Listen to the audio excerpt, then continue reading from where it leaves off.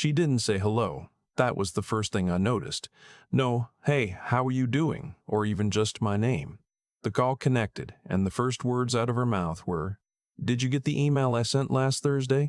I was sitting at my kitchen table. I had my coffee in front of me, still hot, and the newspaper folded to the crossword I hadn't started yet. Outside, the oak tree in the backyard had gone mostly gold. October does that here in Ohio. Everything turns at once, like the whole world decides together. "Good morning to you too, Melanie," I said. A pause. Short. The kind that tells you the other person is recalibrating. Not because they feel bad, but because they need to figure out how to still get what they came for. "Good morning," she said. Then, without skipping a beat, "The email. Did you see it?" I told her I hadn't checked yet. I'd been meaning to, but I'd had a slow morning. My hip had been bothering me, and I'd taken it easy. "It's about the equipment lease," she said. "There's a second payment coming up. Alan wanted me to reach out." I said I understood. I told her I'd look at it after breakfast. She said, "Okay," and hung up. I sat there for a moment with the phone still in my hand. The coffee had stopped steaming.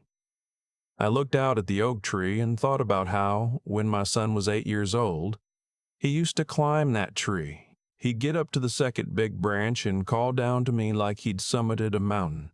I'd stand on the back porch with my arms crossed, trying to look calm, my heart doing something entirely different.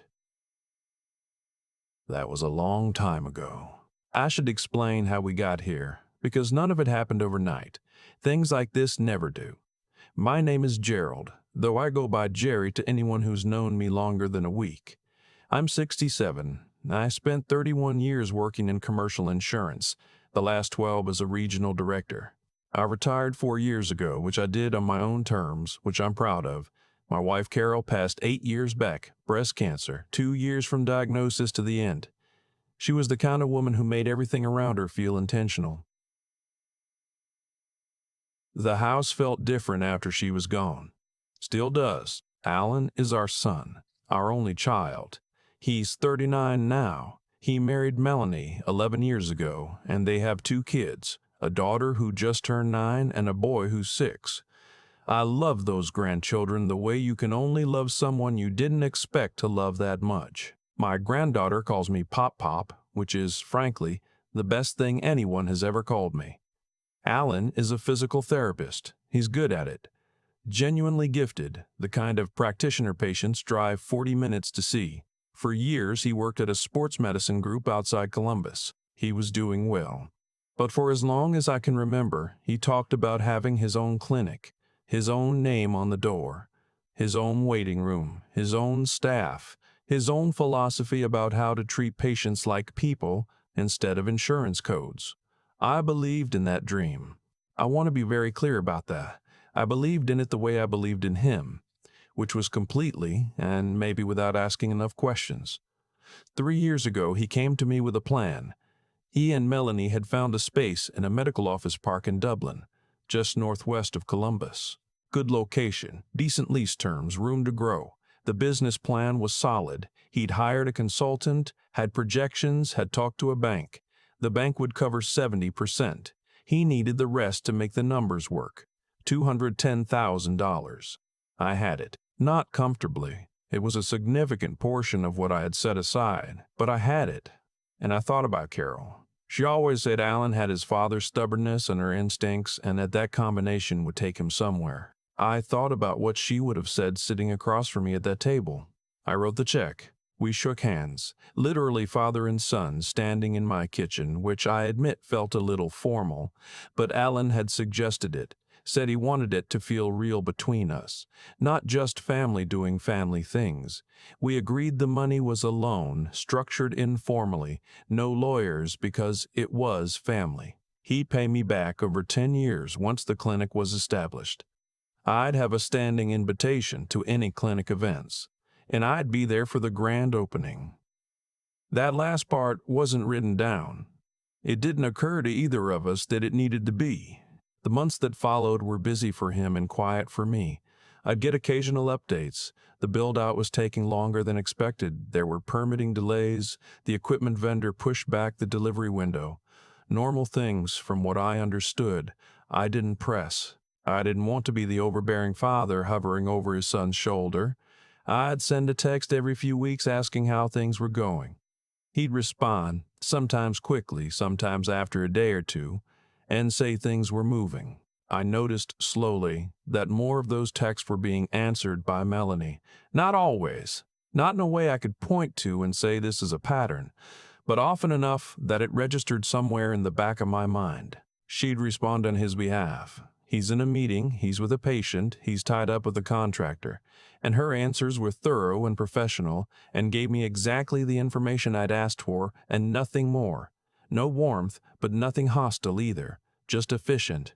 Last fall, I asked when the opening was likely to happen.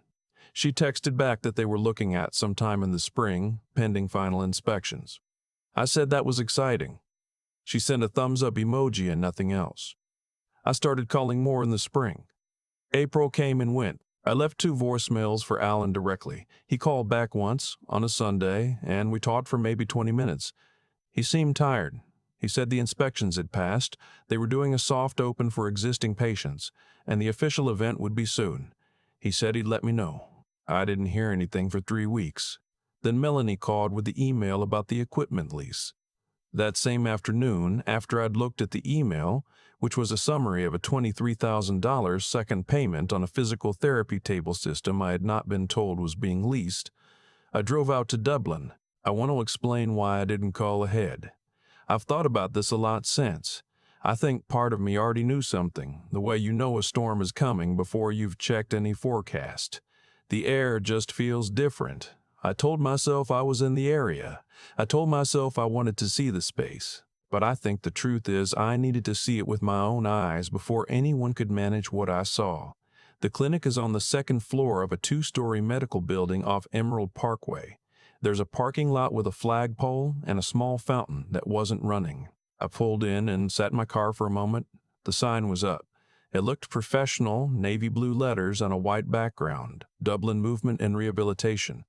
My son's name underneath. And below that, the suite number and hours of operation.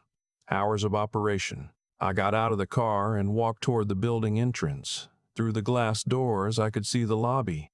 A reception desk, a couple of chairs, a plant.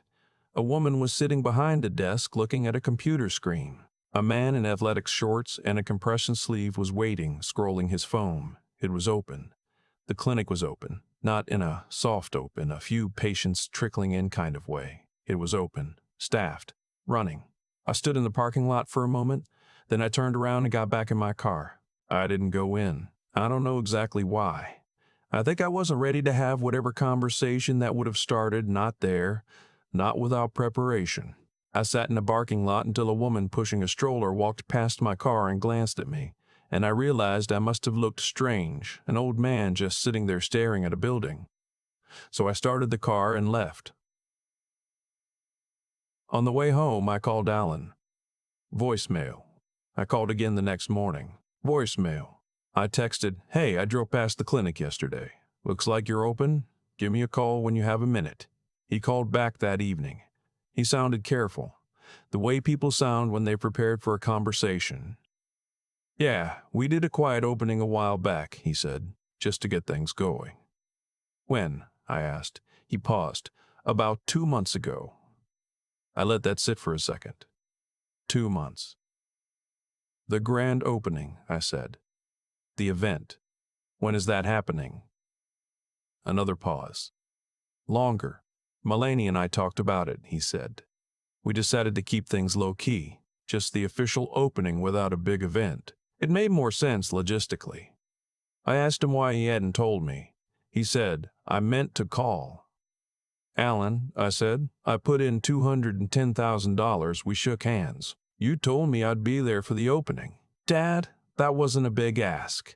The line was quiet for a moment. Then he said, "I know, I'm sorry. Things got complicated. Melanie thought it was better to keep it simple." I noticed that. Melanie thought, not we decided anymore. Melanie thought. Not we decided anymore. Melanie thought I told him I needed some time to think, and I got off the phone. I didn't sleep much that night. I sat up in the living room in the dark, not watching anything, not reading, just sitting. The house was very quiet. Carol's reading chair was across from me, the one she picked out from a place in Clintonville that closed down years ago. I don't move it. I don't know why I'm telling you that, except that it matters to me, and nights like that one, it feels like company. I thought about the $23,000 email. I thought about the equipment lease I hadn't known existed, and I started thinking about the other calls Melanie had made over the past year. 2 others, both about unexpected costs, both framed as updates, both ending with a number I was being asked to help cover. I'd said yes both times, because it was Alan's clinic, because I believed in it. I pulled out the folder I keep for financial things and sat at the kitchen table. I went through the transfers I'd made over 3 years.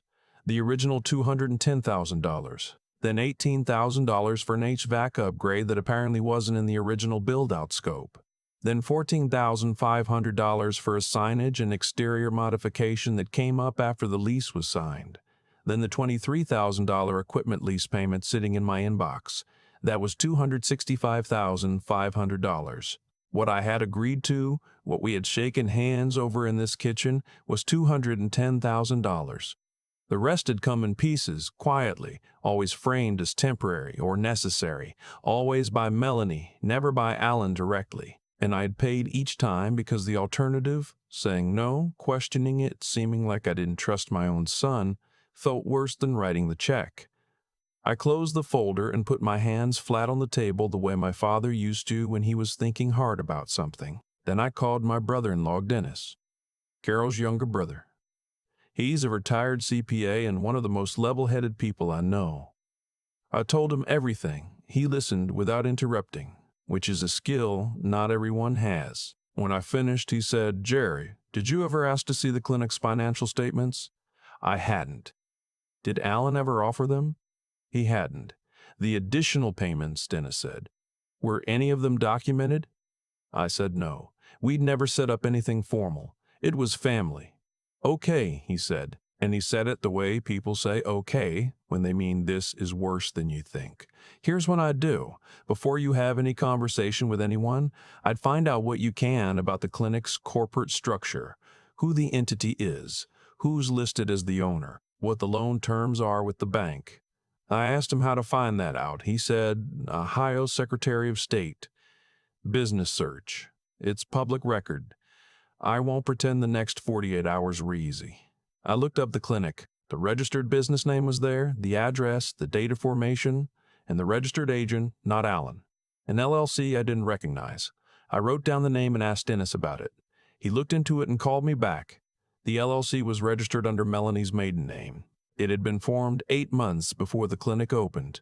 It was the entity that held the equipment leases, including the one I'd just been asked to help pay.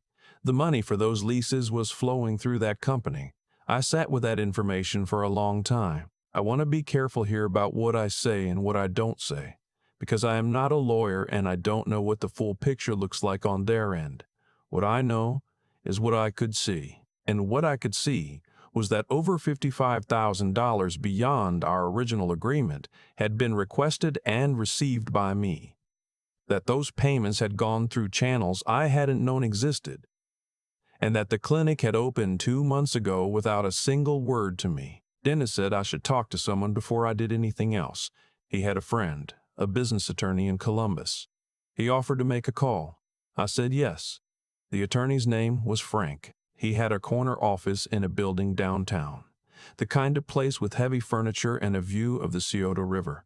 He listened to the same story I told Dennis, asked several questions I hadn't expected, about the original handshake agreement, about any emails I'd sent that acknowledged the additional payments, about whether Alan had ever put anything in writing about the loan terms, and then he leaned back and looked at me for a moment.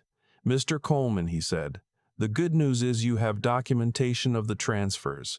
Bank records, wire confirmations, all of that exists. What you don't have is a formal agreement, which complicates recovery, but it doesn't make it impossible." He explained my options. There were a few, none of them were fast.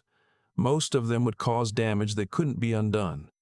I asked him what he thought I should do first. He said, talk to your son without her in the room. I called Alan on a Tuesday morning and asked if he could come over for dinner. Just the two of us. He hesitated. I could hear it, but he said yes.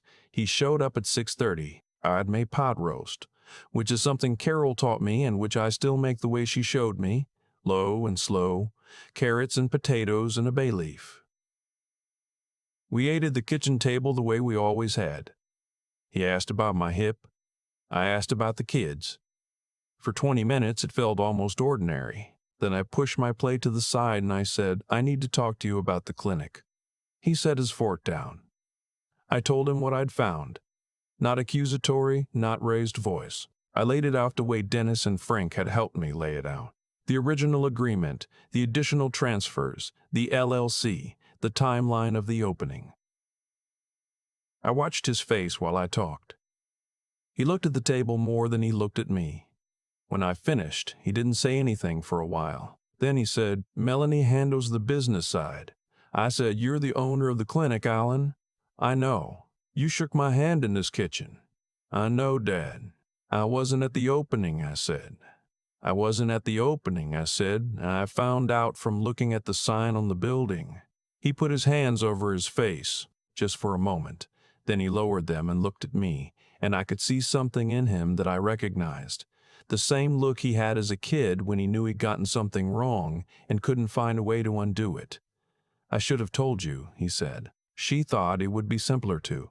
He stopped himself, started again. I let her handle too much of it.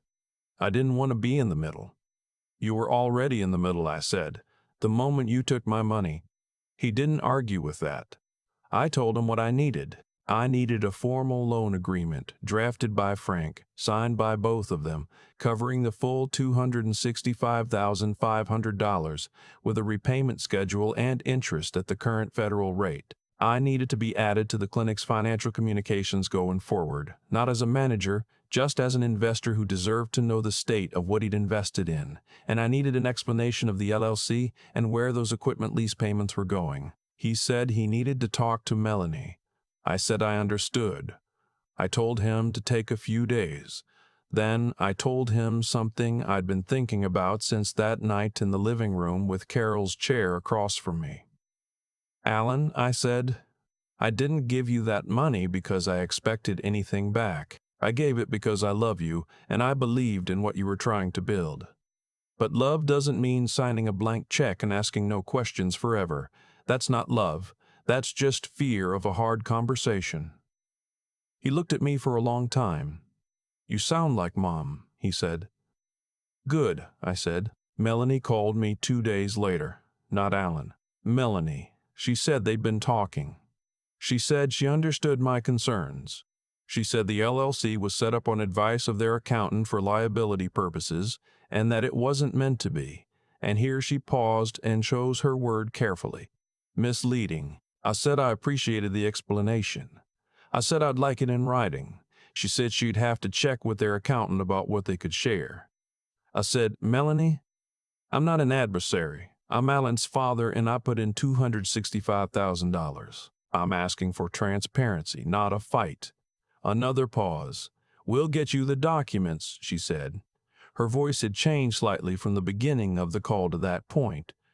I don't think she'd expected me to have already talked to an attorney. I don't think she'd expected me to have already pulled the LLC registration. I think she had expected, as she perhaps had learned to expect, that I would raise my concern quietly, get a partial explanation, and let it go because I didn't want to damage the relationship. She wasn't wrong that I'd done that before.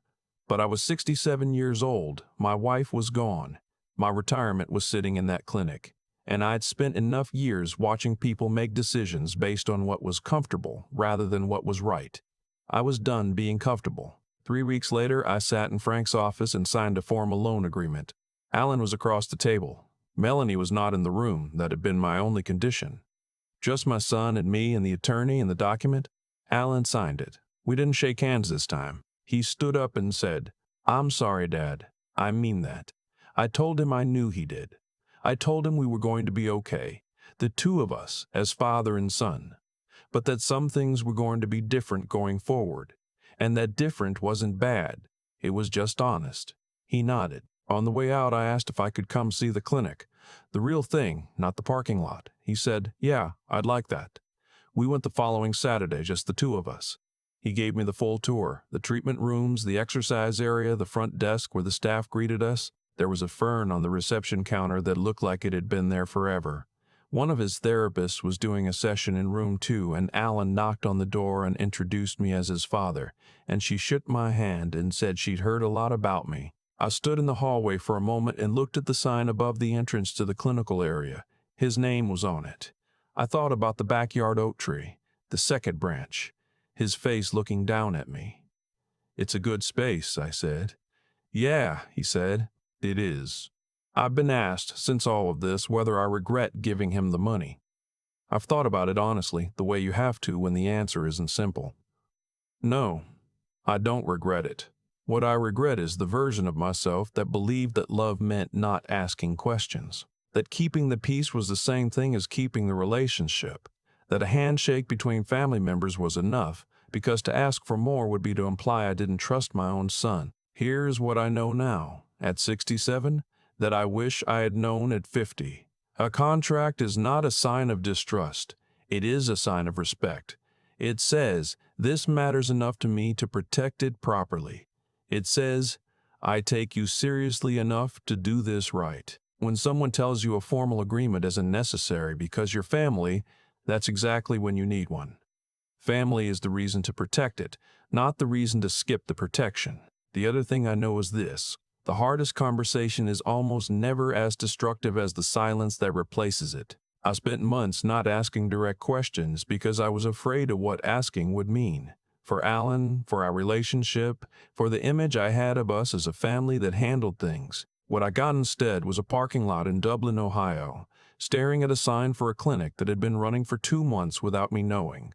The conversation was always going to happen. I just waited too long to start it. The repayment plan is in place. The first payment came in last month. Direct deposit, just as we agreed.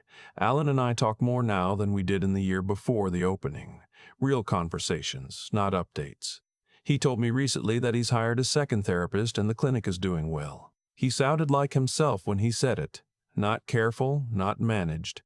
Just my son telling me about his day. My granddaughter was at my house last weekend. She wanted to climb the oak tree, the same one her father used to climb. And I stood on the back porch with my arms crossed, watching her get up to that second big branch, and she called down to me the same way he used to, like she'd summited a mountain. I told her she was doing great, which she was. Some things you just hold on to. I've had time to sit with all of it now, months, and what I keep coming back to isn't the money, though the money matters, and don't let anyone tell you it doesn't. What I keep coming back to is the version of myself that let it go on as long as it did. I was not naive. I spent over 3 decades in commercial insurance. I reviewed contracts for a living. I knew what a promissory note was. I knew what a registered agent was. I knew all of it, and I still sat at that kitchen table and wrote checks based on a handshake, because the alternative, asking my own son for documentation, pushing back on his wife's requests, saying, "Wait, let me look at this more carefully," felt like a betrayal of the relationship, like I was choosing suspicion over love. That's the thing nobody talks about when it comes to family and money. It's not that people don't know better. It's that knowing better feels in the moment like the colder choice. And most of us would rather be warm and wrong than careful and right. What I understand now is that the carelessness wasn't kindness. Every time I wired money without asking for documentation, I was teaching everyone involved, including myself, that there were no consequences for leaving me out of the loop. Every time I let a vague update substitute for a real conversation, I was confirming that I could be managed. I wasn't being a loving father, I was being a convenient one. And Alan, I want to be honest about this, because I think it matters. Alan is not a bad person. He made bad choices, and he let someone else make worse ones on his behalf, and he told himself that not being in the middle was the same as not being responsible. It isn't. When you put your name on something, you are responsible for it. When you accept someone's retirement savings, you are responsible for what happens to it. That's not harsh. That's just the plain truth of how accountability works. The part that took me the longest to accept is this. What happened was a direct result of what I allowed, not caused by me. I want to be clear about that distinction, but enabled by me. The pattern had a logic to it. Melanie asked. I gave. Alan stayed quiet. I didn't push. The requests grew because nothing stopped them from growing. That's not a mystery. That's cause and effect, plain and simple. What turned it around wasn't anger. It wasn't a confrontation built on resentment. It was a decision, made quietly at a kitchen table in a house that's been too quiet for 8 years, that I was going to stop making choices out of fear. Fear of conflict, fear of seeming like I didn't trust my son, fear of being the difficult one. Courage in these situations doesn't look dramatic. It doesn't look like the movies. It looks like calling your brother-in-law at 10 at night and saying something isn't right and I need help figuring out what to do. It looks like sitting across from your son at dinner and saying hard things in a calm voice. It looks like signing a document that should have existed from the beginning and choosing to move forward anyway.